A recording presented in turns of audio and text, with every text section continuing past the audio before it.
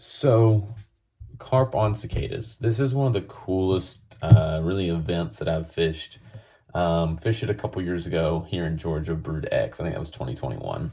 So, a couple kind of misconceptions and things I wanted to talk through real quick. This information is probably all out there. I know there's some books about it, stuff like that, but some stuff that I kind of learned along the way. Number one is that this is not a get there first situation. This is the perfect situation for a procrastinating angler. If you're there first, you're going to be very disappointed. It takes time for these fish to kind of reacclimate and get their minds right for cicadas. Again, this is for carp. You know, other species of fish might be different. The thing about carp is that they're spending 99% of their lives feeding off the bottom. They're kind of oriented to do that. Will they eat on the surface? Yes, they will eat on the surface. They'll eat bread. They'll eat mayflies, whatever. But they're spending most of their lives feeding off the bottom.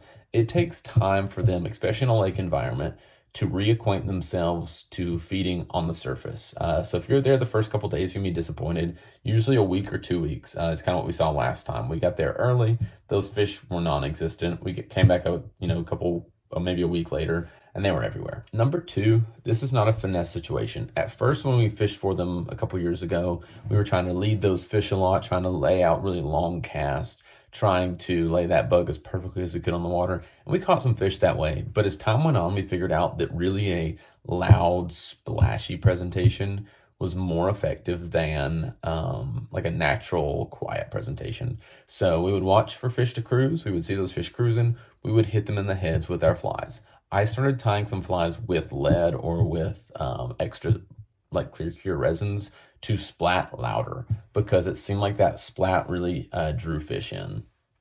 That's not to say that that's going to be how it is on your fishery. It's going to be very dependent on pressure, on the fishery, on a lot of things. But for our fishery a couple years ago, that's what we found was most effective was splatting that bug on the water, letting that ring the dinner bell for those fish. If, after you splatted it, 10, 15 seconds goes by, you don't see anything, go ahead and recast. And more often than not, you're going to be fishing toward targets you can see. Blind casting really didn't do us all that much good. Third thing is your fly patterns don't matter that much.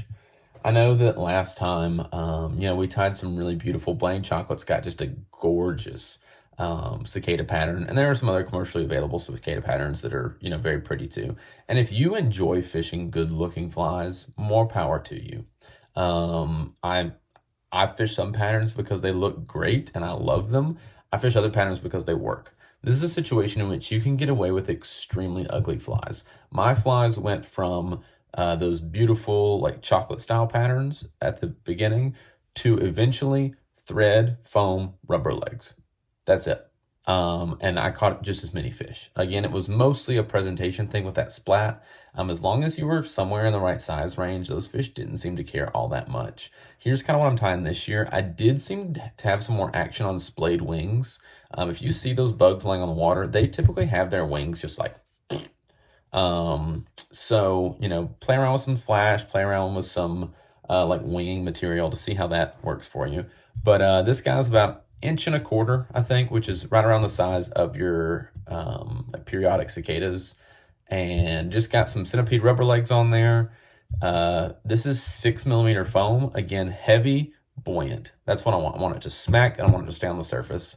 It's got some flash for wings, and then it's got some epoxy on the bottom of it to give it some weight.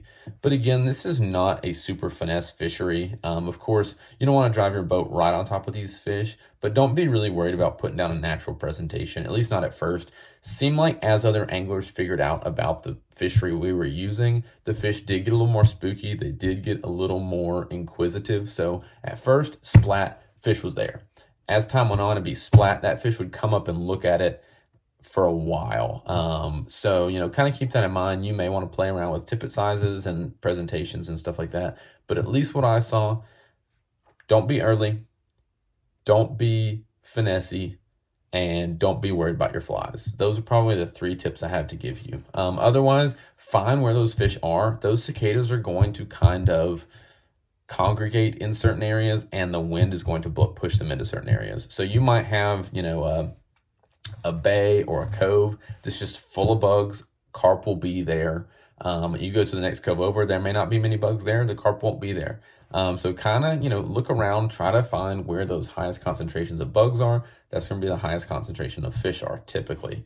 Again, they're pretty easy to find. They're not small fish. They're not small bugs. You will see them. So I mean, it's a lot of fun. Super, super cool time to be out on the water, but there's no reason to overthink it.